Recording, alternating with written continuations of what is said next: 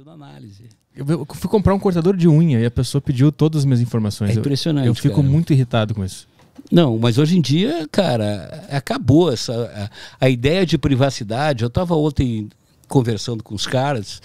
A ideia de privacidade, para começar, ela não é uma ideia que é worldwide, né, que existe no mundo inteiro. Por exemplo, na Índia, na China, não existe esse conceito de privacidade que a gente tem no Ocidente. Uhum. Mesmo porque lá na Índia, eu fui na Índia, né?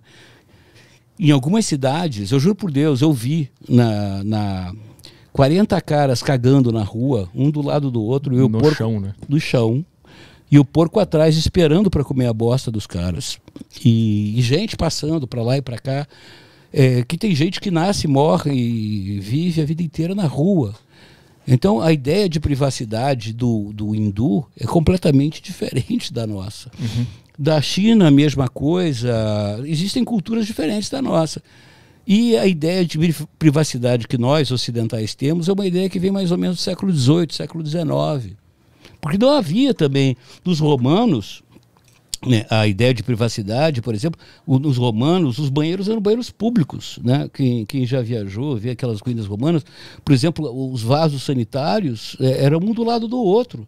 Então você sentava ali para defecar, né, fazer cocô, e ficava conversando com o cara do lado, com a mulher do lado. Mas quando é que isso mudou? Por que isso mudou? Isso mudou, cara, basicamente com a invenção do flow. Quer dizer, do flow. Daí é a piadinha. Não, com a invenção do esgoto, né, do sewing. Isso, o esgoto,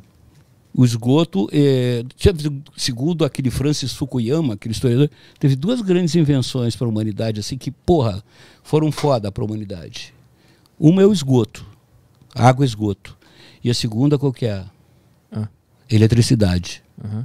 Cara, se desliga a eletricidade, em qualquer momento, a gente volta 400 anos para trás, na hora, assim, na hora você volta 400, 500 anos para trás.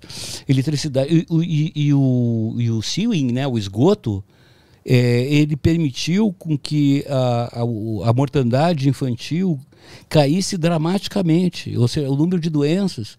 Então, possibilitou que aumentasse dramaticamente a população do planeta. Mas e a privacidade nessa história toda, como é que ela entra? Porque aí o ato de você, a higiene, a coisa de você, por exemplo, para você fazer o terminal lá, para ter o vaso, para ter o banheiro, você começou a ter que individualizar aquilo. Aquilo não era um vaso em cada lugar da casa. Você tinha que ter um lugar para tomar banho, um lugar para fazer a higiene. E junto com isso também vem todo um aparato socioantropológico, né, época vitoriana, né, da Rainha Vitória. Então havia também um espírito moralista, entendeu? A questão da nudez, principalmente a nudez feminina, o recato, a sexualidade. Começa ali um moralismo muito forte. Né? Mas por que esse moralismo ele surge? Eu sempre me perguntei isso. De onde vem essas ideias que emplacam na sociedade? Agora, boa pergunta, Petro. Eu intuo que isso tem muito a ver com a questão do poder e a própria questão da igreja. Né? A igreja, ela sempre... a religião, de uma maneira geral, ela procura se impor através do medo e da possibilidade de que você venha a ser punido no pós-vida, né? Uhum. Depois que você morre. É a ideia do pecado, é a ideia da licenciosidade.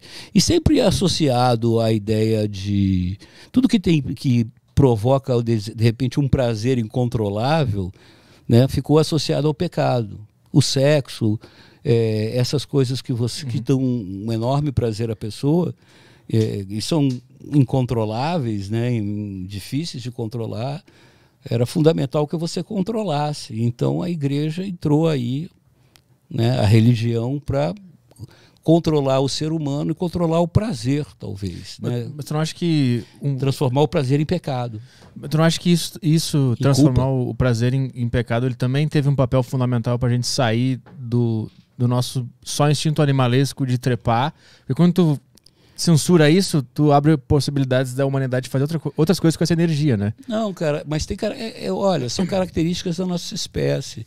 Você sabia que a fêmea do Homo sapiens, a mulher, é a única mamífera que tem desejo sexual, que copula, pratica cópula sem estar no cio?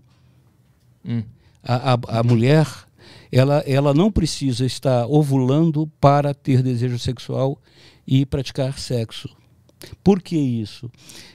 Isso é importante para a nossa espécie, porque como o bebê, né, do Homo sapiens sapiens, né, os nossos bebês, eles nascem, eles dependem do pai e da mãe ainda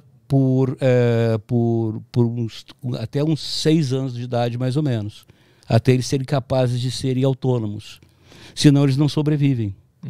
Então, era muito importante para a mulher ela manter o macho perto, para o macho como provedor, o macho como protetor, o macho como caçador, coletor, né, para que ela pudesse criar o filho do casal, para manter a espécie.